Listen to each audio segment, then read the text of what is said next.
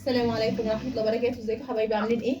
النهارده ان شاء الله اليوم ال 44 معانا في دورة فراخ رمضان.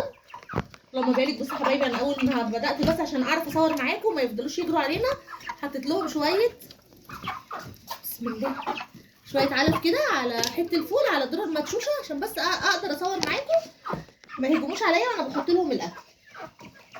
طيب اول حاجة يا حبايبي بحب اشكركم قوي قوي قوي بجد على تفاعلكم امبارح وعلى المشتركين الجداد اللي دخلوا القناه.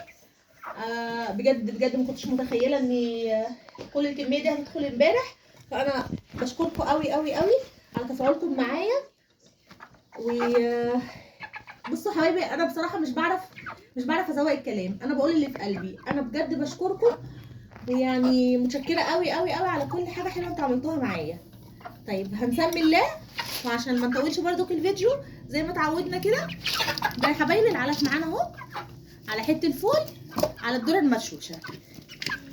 هنسمي الله وهنحطها هنا في العلافه بتاعتنا.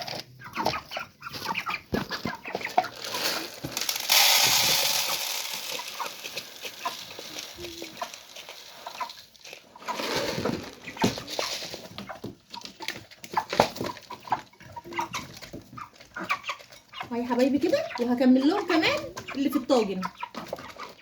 دول كانوا كميه قد ايه؟ دول كانوا كيلو علف على نص حته فول على نص ذره مشوشه. هم اللهم بارك لان هيتحطوا في طقم. هم اتحطوا في طقم.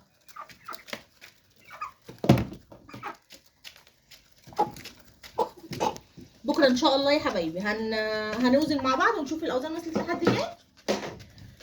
وده كان نهايه الفيديو. فياريت لو عجبكم الفيديو فعلوا زر الجرس واشتركوا في القناه عشان يوصلكم كل جديد.